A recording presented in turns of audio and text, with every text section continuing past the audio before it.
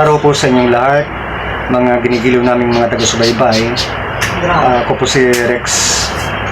Hindi po ako makatiis dahil una, bilang kaanib sa Iglesia ni Cristo, ay mayroong isang vlogger na pumapanat sa Iglesia ni Cristo at sa ating tagapamahalang pangkalahatan. Na ito po'y hindi sana namin dapat patulan, ngunit sa nakikita po natin, dahil nabuksan ko, nanonood din po ako sa YouTube. Aksyonting napanood ko ito at marami na palang comment na ito'y naninira sa ating tagapamahalang pangkalahatan. Kaya gagawa po rin ako ng reaction video upang sa ganoon maipakita sa madla kung gaano kawalang hiya ang taong ito. Ito po ang kanyang video na bibigyan po natin ng reaksyon. Ito po. Leader ng Iglesia ni Cristo na ang totoo ay Iglesia ni Manalo, Ayun. na kung saan ay ginagamit yung kanilang mga membro para sa pamumulitika o para proteksyonan yung mga taong walang niya magnanakaw katulad po ni Sara Duterte, na kung saan ay nagnanakaw po ng pera sa taong bayan. Ngayon, mga minamahal ko mga kababayan, sa totoo lang tinatakot nila ako eh. Marami silang pinapalabas sa Facebook at kung ano-ano mga pangalan yung pinagsasabi nila. Ito si Aka ganito, Aka gano'n, may kasong ganito, may kasong qualified tip, may kasong marami ako nabasa. Pero gano'n pa man, wala. O dinig niyo po mga mahal naming taga-subaybay kung gaano katalim ang dila ng walang hiyang taong ito. Patawad po sa salitang walang hiya dahil una, wala siyang kaalam-alam sa aral at doktrina ng Iglesia ni Cristo at pagkatapos ay biglang sumulpot at babanatan niya ang Iglesia ni Cristo. Sa madaling salita, anong uring tao po ba ito? Ito ba isang tao na may kredibilidad? Ito ba isang tao na sadyang kapanipaniwala ang kanyang sinasabi? Isang mapanirang tao ang pakikinggan ng madla. Ulitin po natin ang kanyang sinabi at bigyan po natin ng reaksyon. Tuloy po tayo sa ating pakikipaka, sa ating pong pakikipaglaban, at syempre sa pagsisiwalat po ng katotohanan para po sa ating mga kababayan. Kita niyo po, si Raw ay nakikipagbaka para sa katotohanan at waring nagmamalasakit sa taong bayan. Pasensya na po, medyo nangingiti tayo dahil mukhang kabaliktaran na po yatang sinasabi nito sa kanyang totoong pagkatao. Ipinagmamalasakit niya ang taong bayan, pero sinisira niya ang isang organisasyon na may dangal at dignidad. Tama po ba ito? Okay, marami po nagtatanong mga minamahal ko mga kababayan. Tingnan po natin siya. Kung ako ba daw ay susurrender sa INC. Ako ba susuko sa INC? Pero isa lang po masasabi ko mga minamahal ko mga kababayan. Doon po sa mga kababayan natin na nagtatanong, at syempre doon po sa mga nag-message sa atin sa ating Facebook Live, at maging sa ating YouTube Live, no? At maging sa ating video na pinalalabas po dito sa ating programa. Isa lang po masasabi ko, wala po dapat sumuko na Epifanio Labrador. Narinig niyo po mga mahal naming taga-subaybay. Wari bang tinatakot siya na si sumuko na? Ang totoo, dapat niyang harapin ang mga ikinaso sa kanya kung totoo siyang matapang. Una, yung nga lang po naka-face mask ang taong ito po ba'y tanda ng isang magiting na lalaki na katulad niya? Sino mang may matinong kaisipan ay hindi ka panipaniwala ang taong ito. Hindi niya may pakita ang kanyang muka. Sa mga paratang niya sa Iglesia ni Cristo, nakikita niyo naman po, wala siyang mailatag na ebidensya. Itong ganitong uring tao ba ang ating paniniwalaan? Ewan po. Siguro walang taong matino na nasa masto at matinong kaisipan ang maniniwala sa ganitong uri ng tao. Kung meron man siguro, baka kauri niya ang kanyang mapapaniwala. Sa INC. Bakit pahingan po natin? Dahil unang-una po, wala pong ginawang malaking krimen si Epifanio Labrador sa INC. Diliwanagin ko lang po. Kung meron man po akong nagawa, yun po yung minura ko, yung Mongoloid na leader ng Iglesia ni Cristo, na ang totoo ay Iglesia ni Manalo, na kung saan ay ginagamit yung kanilang mga membro para sa pamumulitika o para proteksyonan. Ang tampo niyang paratang. At tingnan niyo, narinig niyo ang paglalait niya. sa aming tagapamahalang pangkalahatan. Na samantalang sa araw ng tuwing ari kami isasamba bago matulog sa gabi, kasama namin ipinananalangin ang ating tagapamahalang pangkalahatan. Samantalang ang taong ito, na kung kailan lang lumitaw, ganun na lang niya lapastanganin ang aming tagapamahalang pangkalahatan. Kaming mga miyembro sa Iglesia ni Cristo, ginagalang po namin yan. Minamahal. At kung totoo siya, kahit buhay namin, handa naming itaya alang-alang sa aming tagapamahalang pangkalahatan. Samantalang itong lapastangan na taong ito ay nagsalita ng hindi maganda. Kung iuumpog daw ang ulo, sinabi niya yung kita niyo po. Matinong tao po ba ito? Ni hindi niya kilala, basta tumirada na lang ng tumirada. Iyon po'y napakalaking kalapastanganan. At nakakagigil, lalo na sa panig naming mga kaanib sa Iglesia ni Cristo.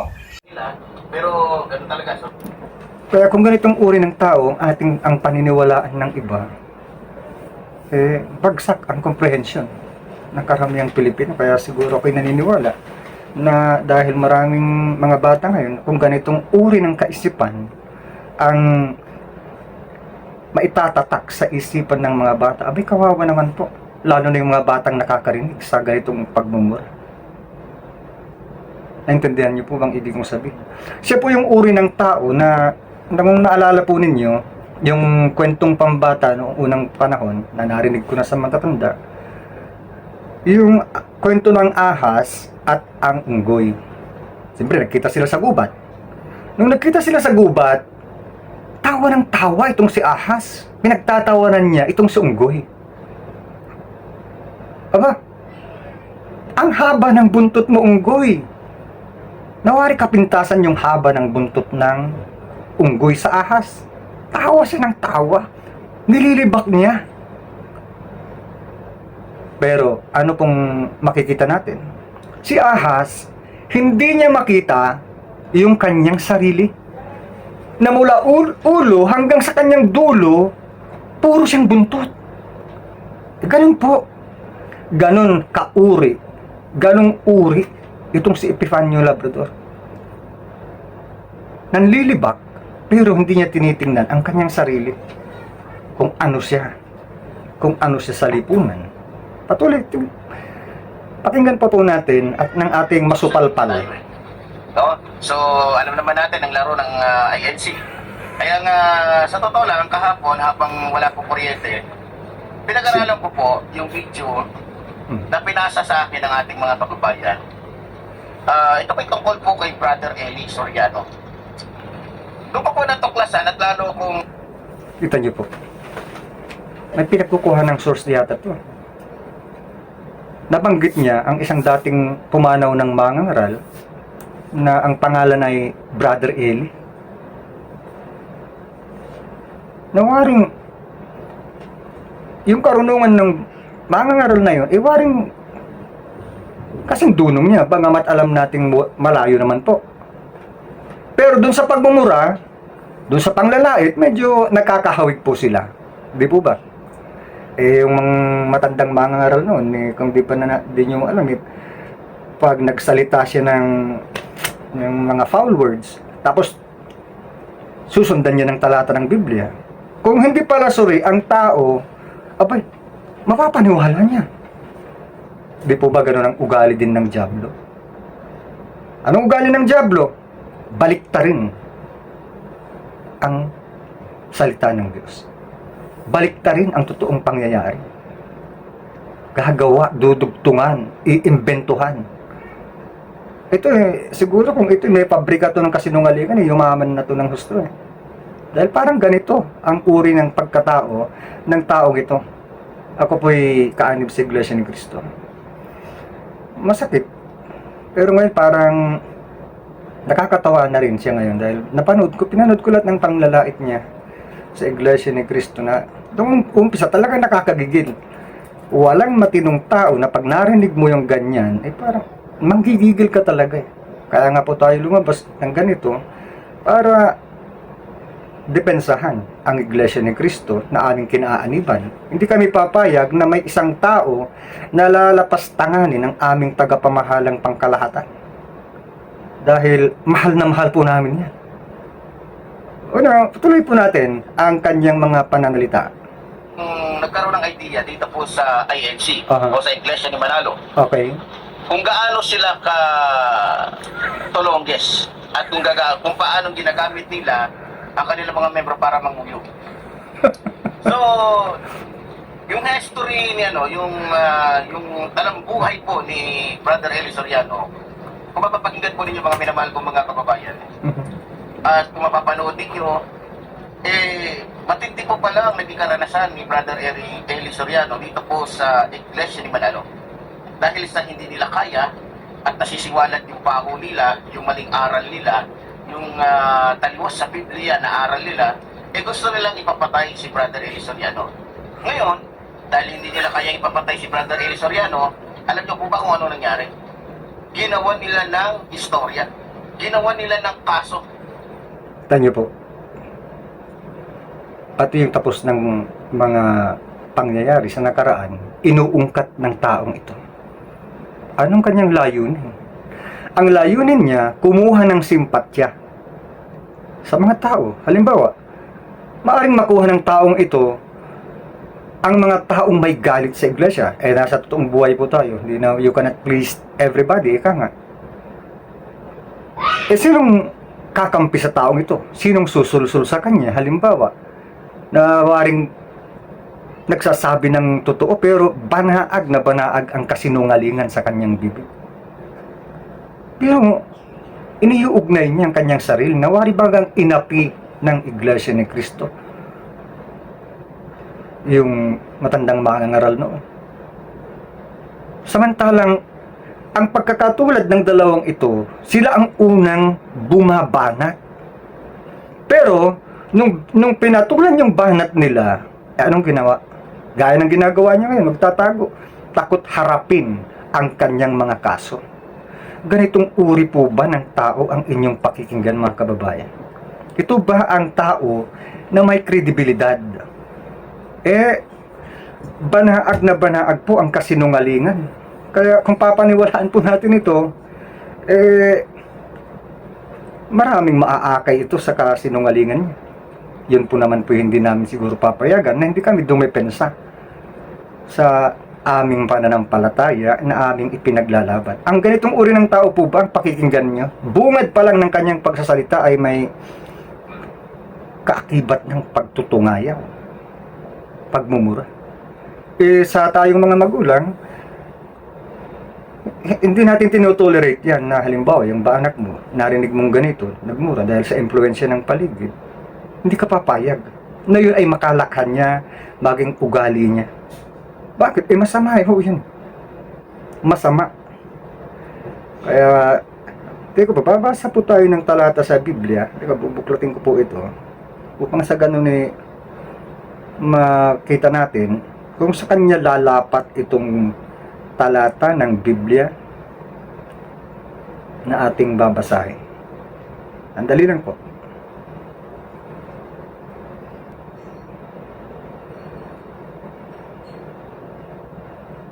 Kawikaan 14:25, ganito po ang nakasulat. Ang tapat na saksi ay nagliligtas ng mga tao. Ngunit siyang nagsasalita ng mga kasinungalingan ay nagdaraya. Kayo po ang mag-assess kung itong tao bang ito ay nagsasalita ng katotohanan o kasinungalingan. Ganito po yun i-explain ko po sa inyo. May kasabihan na narinig ko noon, half truth and half lies is still lie. Gaya ng ibang mangangaral na inyong narinig, magbabasa sila ng katotohanan nasa Biblia, pero dudugtungan nila ng kasinungalingan. Yun pong ibig kong sabihin. Itong taong ito, ilang porsyento ang katotohanan ng sinasabi niya? Kayo pong mag-assist. Kayo pong nakakaalam. Pakinggan po natin siya. Sa iba't ibang kaso, Mhm. libel, rape, lalong-lalo na nung itiniwalat ni Brother Eli etong si Putok na dating membro na kung saan ay tagapangasiwa ng pera ng nasabing reliyon. Abay, para masira po si Brother Eli Soriano, binayaran po nila ng milyon-milyon itong si Puto para lamang po lumikha ng istorya at sabihin ni-rape siya ni Brother Eli Soriano. Nang sa ganon, syempre, rape yan eh. Pwede nilang gamitin yung pulis, pwede nilang gamitin yung NBI, pwede nilang gamitin yung iba pang mga departamento ng ating bansa para lamang puliin yung isang taong wala naman talagang kasalanan. Ngayon, sa sitwasyon po ng nilingkod, mga minamahal ko mga kababayan, alam ko na talagang natatakot sa akin ngayon ang Iglesia ni Cristo. Dahil alam nila na Kinilabutan po ako doon, mga kapatid. Kita niyo. Natatakot daw ang Iglesia ni Cristo sa kanya. Bagamat ang totoo halong awa ang aming damdamin sa tao. Naawa ka, nakakainis. Hindi niya maipakita ang kanyang mukha. Hindi niya maiharap. Bueno, mga kaibigan, dahil medyo mahaba na pong ating vlog, hayaan niyo po sa susunod na aking pagbablog ay gagayat-gayatin natin ang sinasabi ng taong ito. Upang sa ganun maliwanagan ang isipan ng mga taong napapaniwala niya. Bungad pa lang po, sinasabi ko po nga sa inyo, half truth is still lies. Sa taong ito na nagsasalita, mukhang pure, puro kasinungalingan ang kanyang sinasabi. Hindi naman po natin pwedeng talakayin dito yung kinukumpara niya ang kanyang sarili sa matandang mangangaral noon na si Brad Eli, dahil una, tapos na po yung mga kasong yun. Hinahalukay ng taong ito yung matagal na. Kung baga sa bangkay, halukayin mo. Alam mo, 2 taon nang nananahimik, 3 taong tapos nangangalingasaw. Yung nakikita ko sa taong ito, naghahanap na lang po siya ng kakampi. Kahabag-habag po ang taong ito. Kaya sa mga nakakaalam po ng kinaroroonan ng taong ito, ipagbigay alam niyo po sa mga alagad ng batas at sila na po ang bahalang humuli sa taong ito. Ayon sa huling source na aking nakita sa mga vloggers na mga kapatid, ito ay nagtatago sa Negros Occidental o Oriental ba yun? Pero sa gaya po ng panawagan namin kung sino man po ang nakakaalam ng lokasyon ng taong ito, ipagbigay alam niyo po sa mga alagad ng batas at sila na po ang bahalang dumakip sa taong ito. At balita ko po at totoo pala na ang taong ito ay may kaso rin ng pagnanakaw, dahil ito raw ay master daw ito ng martial arts daw. Yung mga estudyante niya na maaring nagbayad sa kanya ng advance payment, maaring ganun, binudol niya. Ganitong uri po bang tao ang inyong paniniwalaan at pakikinggan, mga kababayan? Sira ang dangal. Pero hanggang dyan na lamang po ang aking masasabi. Magandang umaga po o anumang oras niyo mapanood ang aking vlogs, lalo na po sa mga kapatid natin sa pananampalataya. Nawa po sa susunod na aking pag-vlog ay pakinggan po ninyo at mayroon tayong ibubulgar na mga bagay na dapat niyong malaman sa taong ito. Hanggang sa muli, maraming salamat po sa inyo. Magandang araw o magandang oras po sa inyo. Sige po, paalam po. Ito po ang Tinig ng Karunungan. Hanggang sa muli po.